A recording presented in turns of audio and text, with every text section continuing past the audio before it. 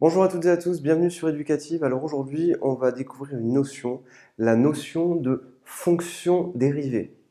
Fonction dérivée. Retenez bien ça, il y a le nombre dérivé de f en a et la notion de fonction dérivée. Alors, on va l'expliquer sur un exemple. Alors, l'exercice est le suivant. On vous donne la fonction inverse.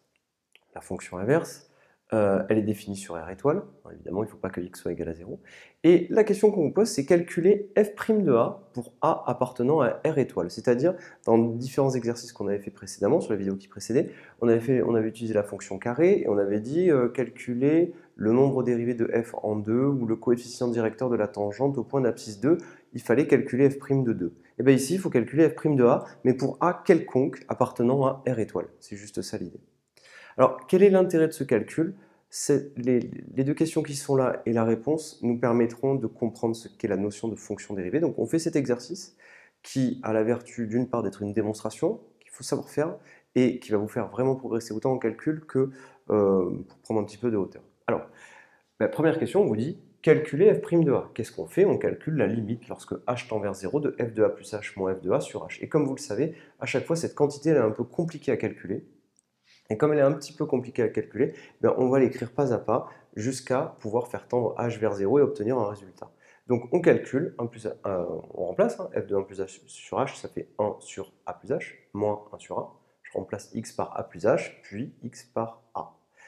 Le tout divisé par h, et h tend vers 0. À ce moment-là, souvent ça arrive, on fait tendre h vers 0, donc vous voyez que 1 sur a plus h, 1 sur a plus h, lorsque h tend vers 0, tend vers 1 sur a. D'accord? Cette quantité-là, elle va se rapprocher vers 1 sur a. La plupart du temps, quand on vous dit vers quoi est-ce que ça tend, il suffit de remplacer h par 0 pour avoir la réponse. Regardez, 1 sur a plus quelque chose de quasiment nul, ça se rapproche quasiment de 1 sur a. C'est un petit peu comme ça qu'il faut le voir. Le h ici tend vers 0, donc je peux imaginer le remplacer à peu de choses près par 0. Et là, 1 sur a ne dépend pas de h, donc il reste tel quel. On a un problème. 1 sur a moins 1 sur a, ça fait 0, sur 0. Et ça, c'est une forme indéterminée. On n'a pas le droit d'écrire ça.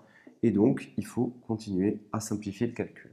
D'accord? Donc, quand vous vous retrouvez dans cette situation-là, vous vous rappelez 0 sur 0, interdit de l'écrire, forme indéterminée. On doit simplifier pour trouver le résultat. C'est ce qu'on appelle une forme indéterminée. Alors, qu'est-ce qu'on va faire? Eh bien, ici, on se rappelle qu'on va y aller pas à pas. On va tout mettre au même dénominateur. Donc, je multiplie numérateur et dénominateur par a. Et ici, numérateur et dénominateur par a plus h. J'obtiens quoi? J'obtiens a plus h fois a comme dénominateur. Ici, j'ai a, une fois ça fait a, moins parenthèse a plus h. Le tout divisé par h. Il y a une parenthèse, donc j'enlève la parenthèse et je change les signes, comme c'est écrit ici. A moins a, ça fait 0, moins h. Et a fois a plus h.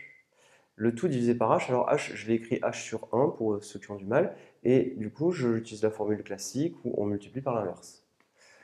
Et là, évidemment, je remarque que je peux simplifier par h. Et il me reste quoi? Il me reste moins 1 sur a fois a plus h. Lorsque h tend vers 0, on peut imaginer remplacer h par 0. J'obtiens quoi? J'obtiens moins 1 sur a fois a, moins 1 sur a carré. Qu'est-ce qu'on conclut? Eh bien, on conclut que pour tout réel a différent de 0, eh bien, la quantité qu'on obtient, je vous rappelle que le résultat qu'on obtient, c'est le nombre dérivé de f en a, qui est noté f' de a. D'accord? Ce résultat, si le résultat qu'on obtient, c'est un réel, eh bien, le résultat qu'on obtient, si c'est un réel, on le note f' de a, et c'est le nombre dérivé de f en a. Eh bien, ici, on peut conclure, on peut dire que quel que soit appartenant à R étoile, f' de a, c'est égal à moins 1 sur a carré. Alors, je vais effacer et on va noter maintenant ce qu'il faut comprendre, la conclusion. Je vous retrouve tout de suite.